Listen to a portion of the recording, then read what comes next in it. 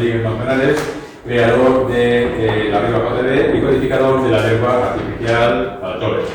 Centrándonos en lo que, bueno, voy a hablar un poquito más despacio, que realmente hablo muy rápido. Centrándonos en lo que es propiamente la rima JB, es una estructura poliestrófica que tiene 4 estrofas y que siempre tienen que rimar obligatoriamente con rima consonante.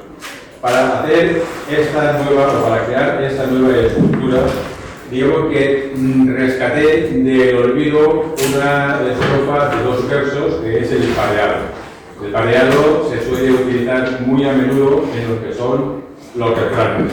Los refranes, la mayoría de ellos suelen estar divididos en 2 partes y ambas partes suelen tener, no siempre, pero suelen tener el mismo final. Y ese final es la rima. ¿Y con qué fin se hace que los pareados tengan esa misma rima final? Pues con el objetivo de memorizarlos mejor. Siempre que algo tiene rima, se memoriza mejor. Una pregunta. ¿Usted conoce la rima disonante? La rima disonante, sí, pero la rima disonante no es una rima propiamente dicha para hacer poemas. Okay. Es una forma diferente de la rima. Okay. Y no se utiliza para componer poemas al uso como puede ser la rima blanca o estampa, o la rima asonante o la rima consonante. Es otra cosa, es un recurso poético. Ok, gracias. Con respecto a la pregunta que me he hecho, también hay un tipo de rima que sería, digamos, una variación o una deformación de la rima consonante, que es la rima consonante imperfecta. Pero que la rima consonante imperfecta no es propiamente una rima para hacer poemas, sino una variación de esa rima, y se produce cuando la rima se hace con un diptongo y entonces se emplea solamente una de las palabras, una de las letras del diptongo para formar la rima. Pero no es propiamente una rima de las que se puedan separar para hacer poemas con esa estructura. Sí, bueno. Luego pensé que para poder hacer esa estructura poliestrófica que tiene, al final tuvo 4 estrofas, debía rescatar otra estructura que en este caso me pareció que estaba muy olvidada.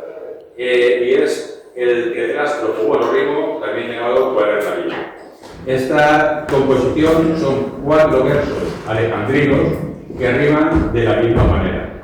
Al rimar 4 versos de la misma manera, le da a esa estrofa una sonoridad muy grande y muy buena. Ojo, siempre que se sepa utilizar, porque de tener una rima muy buena y que pueda ser muy sonora, se puede caer tranquilamente en la cacofonía si no se utiliza bien, ¿correcto?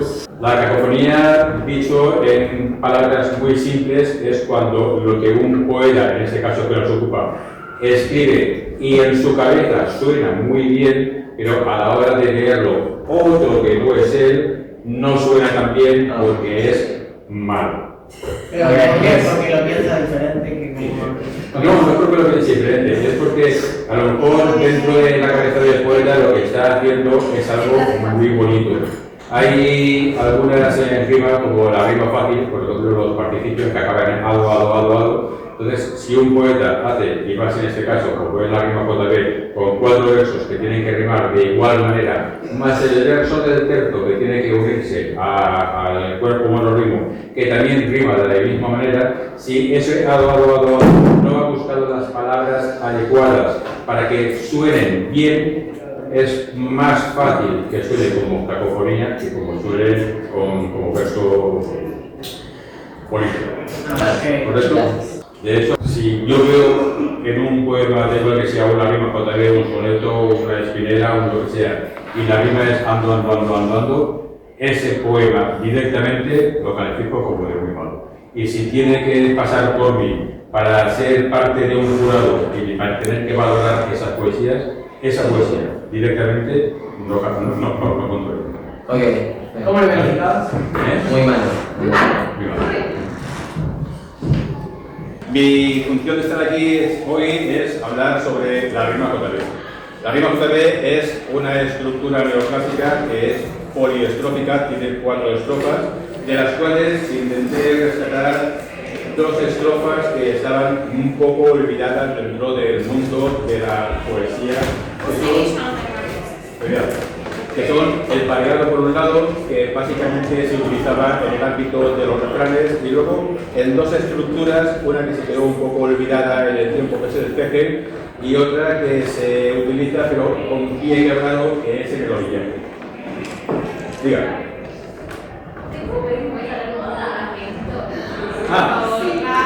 Vale, intentaré ir más lento. Que mi forma de hablar es muy rápida, así digo muchas cosas como digo, pero bueno, intentaré ir un poquito más lento. Hasta donde he dicho queda más o menos claro o inicio. Dijiste que vas a presentar una rima JB. ¿Se escribe así? Así sí. Bien. ¿Y por qué se llama JB? Bueno, la cuestión de que se llame JB es muy sencilla. Muchos creadores, inventores, descubridores le ponen a sus creaciones, inventos o descubrimientos su nombre. Entonces yo no quise ser menos y ese JB es Juan. claro, la J de Juan y la B de Benito. Yo me llamo Juan Benito. Rodríguez Manzanares. Así también lo pueden googlear, arrobar. Sí. ¿Manzanares lleva tilde? No. Manzana y en ese. Sí, si quieren googlear, como dice la profesora María, ahí tengo una web que se llama o sea, lo normal de introducción, juan-benito.com. Y a partir de ahí, que es la página principal, se puede acceder a todos los diarios. Entre ellos hay un enlace que es a la rima JB, donde se explica con pelos y señales absolutamente todo lo que hay o se puede saber sobre la rima JB, e incluso se puede uno descargar lo que es la documentación formal de composición de poemas en rima JB, que es el texto en el que se explica todo, la Biblia de la rima JB. Lo que llegó fue una creación también poliestrófica que la primera vez que la utilizó fue Cervantes en uno de sus libros. Se la sacó él, la creó él, la inventó él, y son los primeros estrofas son pareados pero de pie quebrado. El pie quebrado, si es algo que suena un poquito raro ahora, digamos que es un verso al final de una estrofa que siempre tiene menos sílabas que el resto de la estrofa, por decirlo de una forma así rápida y genérica. Ahora lo mejor hablando así más lento, ¿no? Vale. Y el pareado, como decía, su ámbito, sobre todo su ámbito de función es en los refranes. Los refranes, la mayoría suelen ser pareados que tienen una rima para que luego, al escucharlo, se nos quede mejor en la cabeza. Digamos que es algo así como las canciones, que la mayoría tienen una rima, aunque sea sonante, para que la recuerden mejor. Luego, había estrofas de los versos que podríamos complicar el tema bastante, como por ejemplo el Aleluya, que también es una estrofa de 2 versos, pero no tienen que ser la misma investigación, no son isométricos. Entonces, lo dejamos en que los pareados son una estrofa de 2 versos. Luego, también quise rescatar una estrofa que fue muy utilizada durante el vertiente clericía, que uno de sus máximos exponentes fue Gonzalo de Bermeo. Esa estrofa se llama tetrástrofo monorrimo y también se conoce como cuadernaria. Esa estrofa son 4 versos que riman de igual manera, pero tienen que estar compuestos con versos alejandrinos. Los versos alejandrinos tienen 14 sílabas, pero no todos los versos de 14 sílabas son alejandrinos. Entonces, tienen una forma especial de componerse. Hay que observar ciertas reglas para que sea un verso alejandrino y no un verso tetradecasílabo. Como en un principio, la rima JB la definí y la describí con versos en decasílabos, que son de 11 sílabas, no podía mantener el nombre de tetrástrofo monorrimo o cuadernaria. Así que le puse el nombre de cuerpo monorrimo, simplemente cuerpo monorrimo. Y con esas 2 estrofas colocándolas de forma simétrica, tuve lo que era el inicio de la rima JB. Primero un pareado, después el cuerpo nuevo rimo y luego el segundo pareado. Pero eso hubiera sido bastante sencillo porque no hubiera aportado nada a lo que sería el mundo de la poética mundial, porque tanto el pareado como el terzazo como el rimo ya estaban inventados por otras personas. Entonces yo lo que quería realmente era innovar, quería aportar algo nuevo y seguir pensando, haciendo pues, prueba y error, después te vienen muchas cosas a la cabeza y vas diciendo esto que vale, hasta que llegué a definir lo que fue el terzo. El terzo es una estrofa de 3 versos, pero que no riman como riman los tercetos, ya sean encadenados o no. El terzo rima de la siguiente manera. Y no podía llamarle terceto porque al no rimar de la misma manera que riman los tercetos, como decía, ya sean encadenados o no sean encadenados, tenía que tener otro nombre. Terzo, lo que te viene a la memoria es 3. Entonces digamos que la rima JB tiene un pareado inicial, luego tiene un cuerpo monorrimo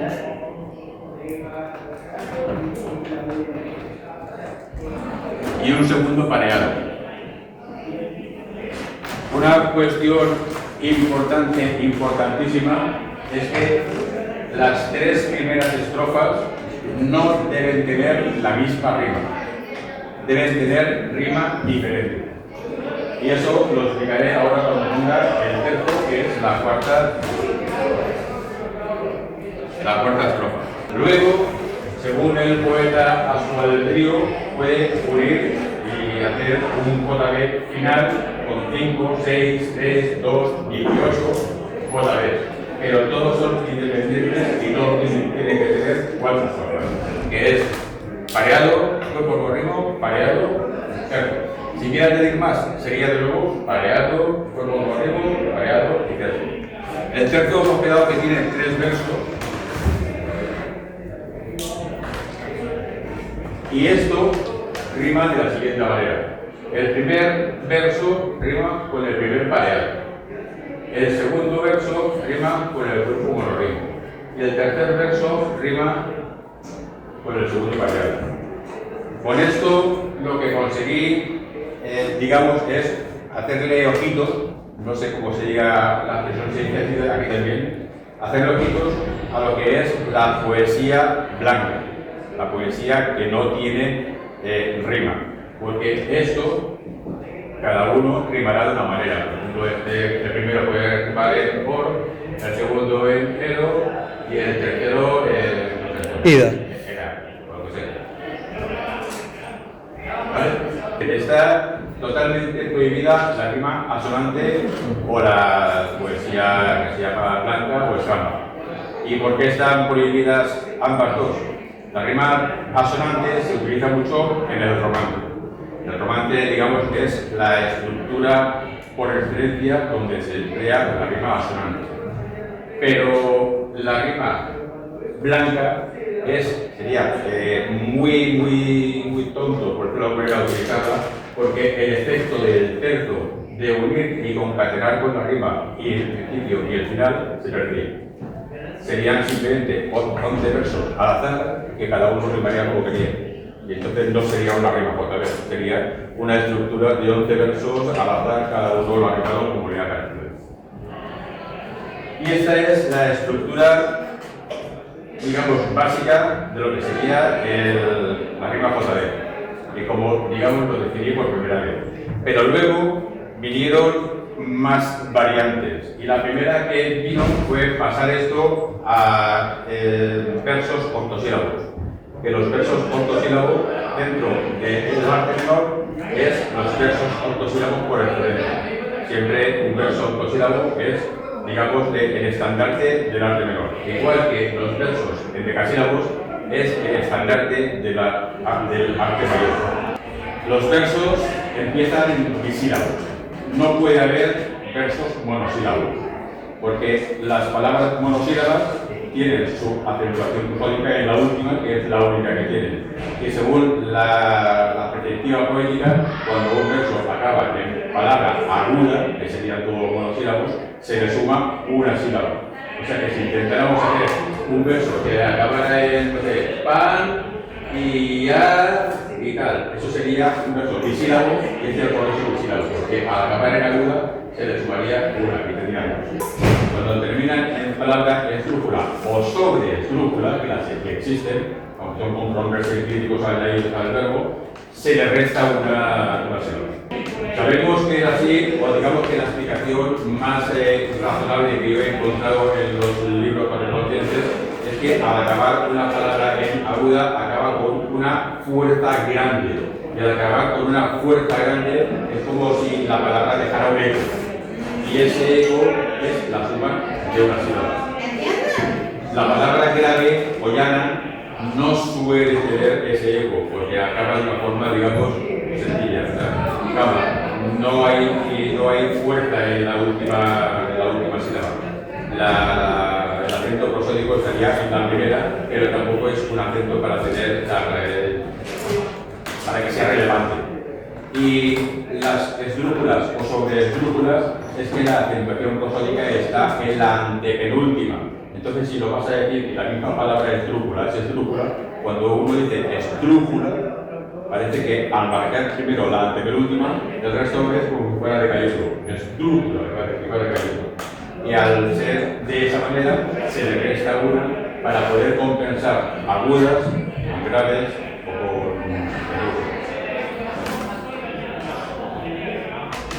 ¿correcto? Pues sigamos con las métricas. Entonces, digamos que la mínima sería la bisílaba.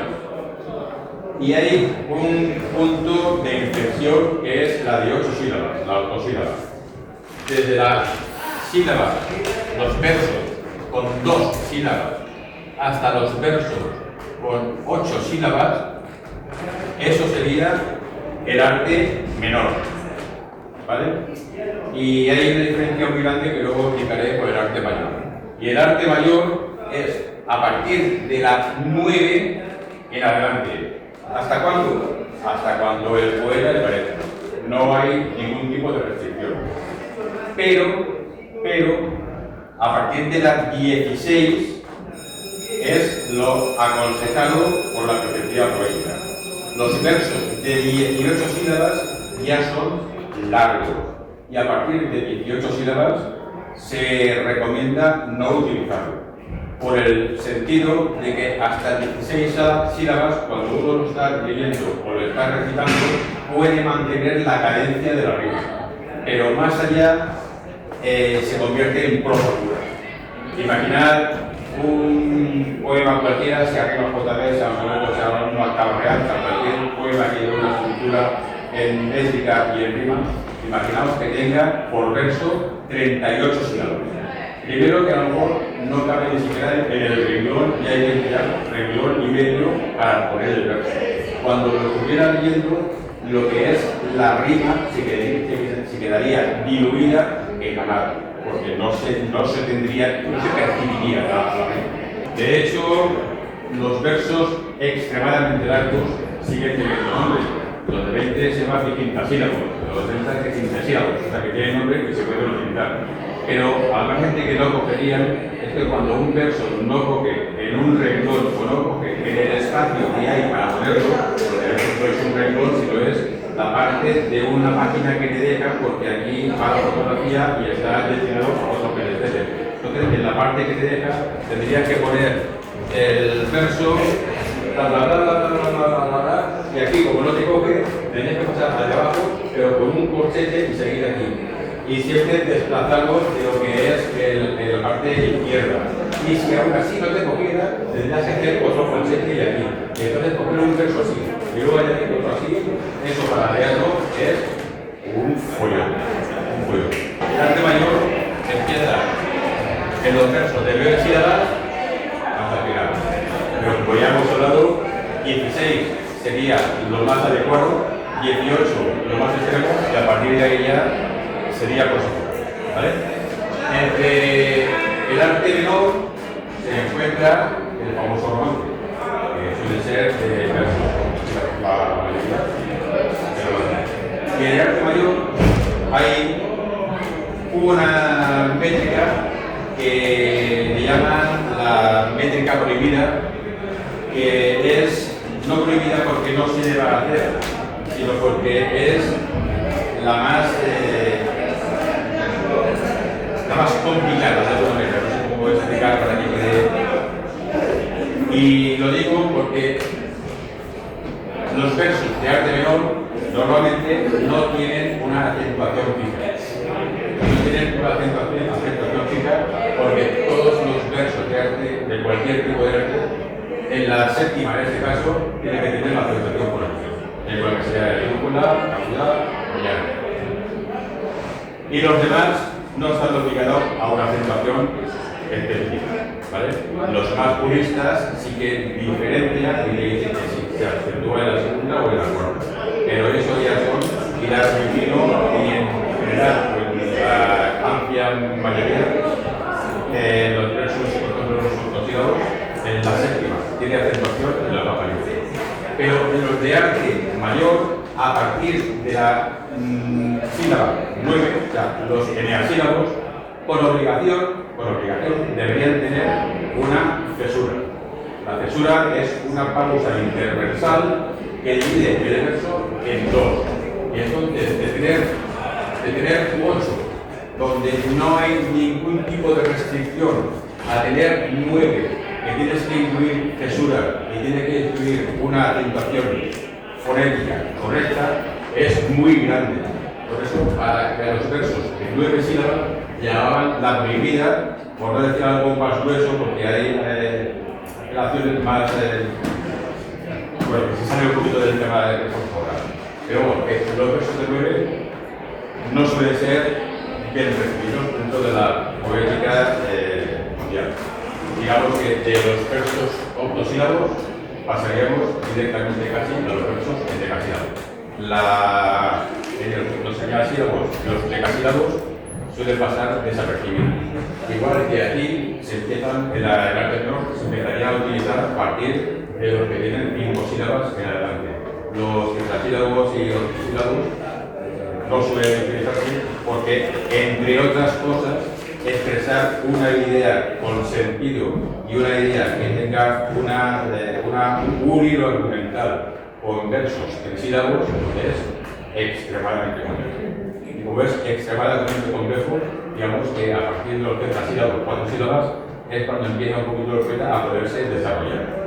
Cosa que no es imposible, porque yo llevo muchos años y yo he intentado hacer muchas cosas, ya no solo por hacer un JB o un poema con calidad literaria, porque cuando haces un poema de estas características, deja de ser un poema con calidad literaria y es un poquito una experimentación, ¿vale? Y yo sí que he hecho un JB bisílabo con palabras no que tengan 2 sílabas, por ejemplo, papá, sino con palabras monosílabas. Y hay que buscarlas mucho, hay que hilar muy fino y a pesar de eso, queda una maravilla. A partir del 9 debería haber cesura. Lo que pasa es que en la práctica, los poetas, ya no los actuales, sino los poetas incluso clásicos, o sea, todos los poetas, los de 9 y los de 10 han omitido la cesura. A partir de hoy sí que tendrían que llevar, pero es que los endecasílabos son especiales. De hecho, los endecasílabos tienen toda una gran forma de poder componerlos con las acentuaciones heroicas o la acentuación de muchísimas, no me voy a la. Pero esas acentuaciones hacen que de alguna manera la cesura sea innecesaria porque tiene su propia forma particular de componer. Con cesura y clásico, si pueden acceder a los poemas de Gonzalo de Berceo o de Artista Cedillo, digamos que son los dos exponentes máximos de los versos que componen las estrofas, desde trazo como pedagogía, y ahí todos con la obligación tienen que tener cesura porque tienen que componerse con versos alejados. Y los versos alejados son los que, digamos, de serie, por obligación, deben de llevar cesura. Un verso alejandrino es un verso que lo compone 14 sílabas. Pero 14 sílabas separadas en dos hemistipios isoscipios de cada uno 7 sílabas. Y esos hemistipios isoscipios de 7 sílabas deben de tener la particularidad que en la cesura no se forme una sinalefa, se haga o no se haga. O sea, se tenga en cuenta o no se tenga en cuenta. No debe tener una sinalefa. Y entonces tiene que ser compuesto, o digamos, de forma más sencilla para explicar, compuesto por dos versos heptasílabos. ¿Correcto? ¿Alguna pregunta? Hay que meterla adelante sentada. Sentada. Gracias. Digo que se presenta de una forma especial porque aquí se utilizaría lo que se llama la sinalefa.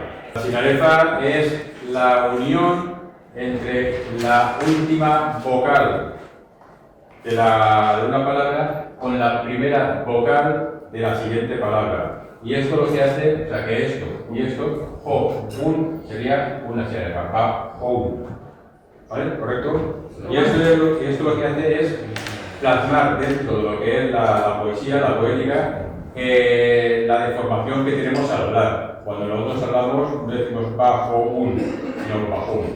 Entonces, al decirlo rápido, eso es lo que luego se plasma en la poesía como sinalefa. Si esa sinalefa no estuviera, el verso no sería autosílabo, sino que tendría una sílaba más. Porque al contarlo y quitar las sinalefas, y aquí sumarle luego una, daría nueve. ¿Se da con todas las vocales? Cuando ¿se da con las vocales? ¿Con todas? Cuando una termina con... La sinalefa puede ser cualquier vocal con cualquier vocal, pero no es así tampoco. Porque la sinalefa en su momento o en su punto más básico es eso. Pero para explicar la sinalefa se pueden emplear muchísimas páginas, porque realmente todo lo que haga así no es sinalefa. Si tuviéramos un verso que aquí pusiera co y le supiera ángel, suponiendo que esas dos palabras estuvieran en un verso y fuera coherente, porque ahora no sé si sería coherente, suponiendo que fuera coherente, eso conformaría sinalefa. La sinalefa suele formarse con dos vocales que sean átonas o con una vocal átona y una tónica dispuestas de una manera especial. Pero en este caso, con dos vocales que claramente las dos son tónicas, ahí nunca se produce una sinalefa. ¿Vale? ¿No había un recurso que rompía la sinalefa a propósito para tener una sílaba más en algunos versos? Eso se llama hiato poético. Pero hay varios recursos poéticos, como el hiato poético, como la diéresis, que no es la diéresis gramatical, sino la diéresis poética, como la sinéresis y el diástole, el sístole, muchos otros recursos poéticos que varían lo que es la palabra y varían el conteo de las sílabas en esas palabras que no son buenos, no son recomendables que se utilicen. Porque si tú utilizas en un verso a la vez o en un poema de 5 versos, una quintilla por ejemplo, un quinteto, y me utilizas un hiato poético, una sinéresis y un tal, y me lo pones todo junto, yo lo primero que pensaré es que tú no sabes poesía, que no sabes la perspectiva poética, y estás haciéndolo tal cual te parece. Entonces, lo más correcto para un poeta, para que luego tu poema leído por otro, porque tú lo leerás y tu cabeza te queda de maravilla, pero es que luego los demás tienen que leerlo. Y realmente el poema se hace ya no solamente para que el poeta creador lo lea, sino para que lo lean los demás. Si no, nosotros no leeríamos los poetas de los clásicos y no tendríamos poemas de hace 100 años, de hace 200, de hace 300. Entonces, está hecho para que ya lo lean los demás. Y los demás, si ven que en 5 versos tú has emitido varios recursos en los que modificas algunas palabras, modificas de alguna manera las palabras, todo el mundo va a pensar que no es un poema.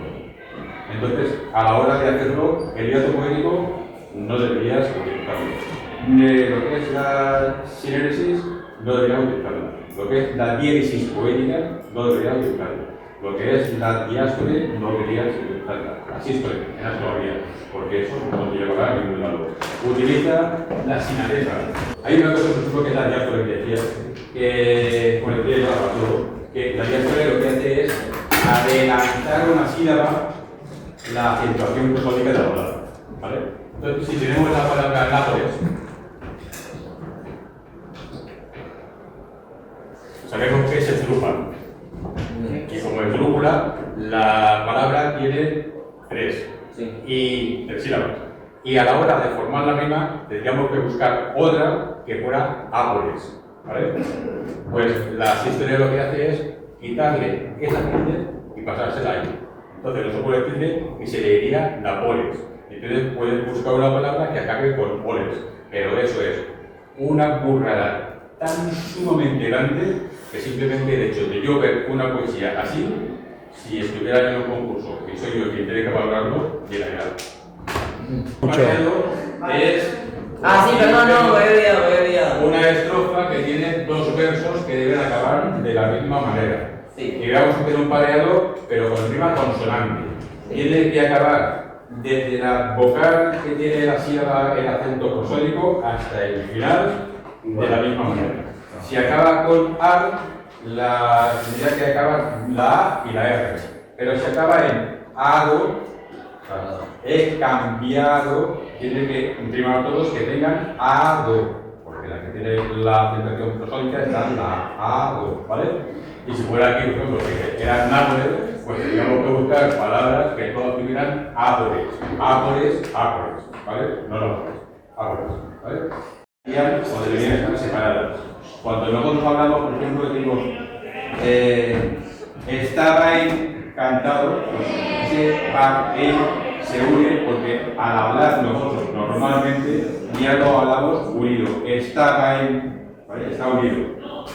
Eso es una sinarefa. Con lo cual, cuando se unen dos sílabas, lo que hace es que le restas una sílaba al verso en el puntito final.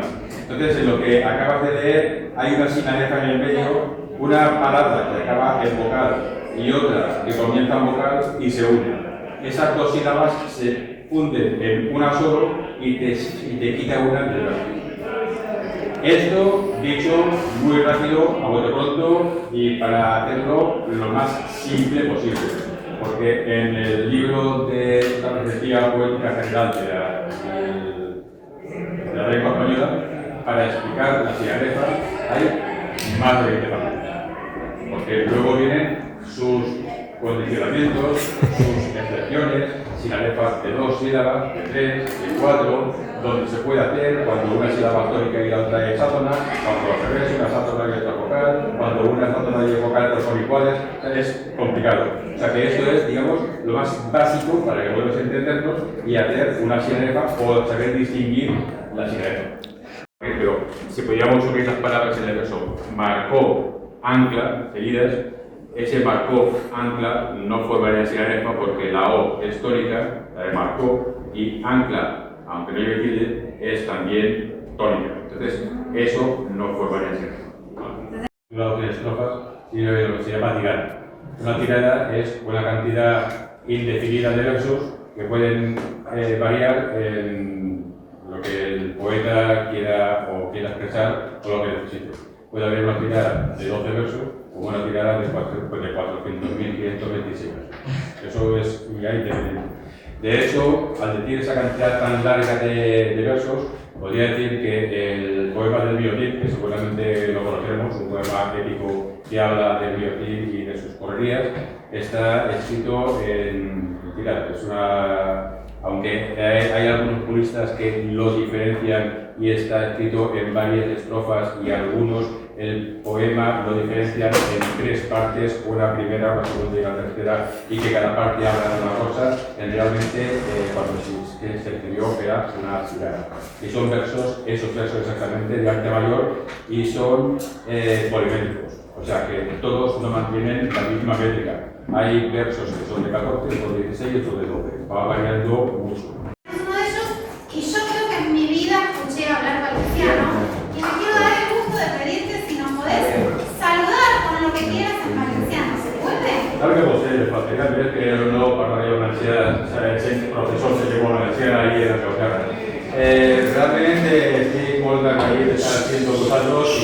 que li acabo d'escoltar parlar perquè realment és complicat que una persona estigui escoltant una altra quan la cosa realment igual no interessa o interessa un poquet. Però bé, s'ha de conegut que parlar valencià és una cosa que és tan normal i tan vehicular en València com parlar així de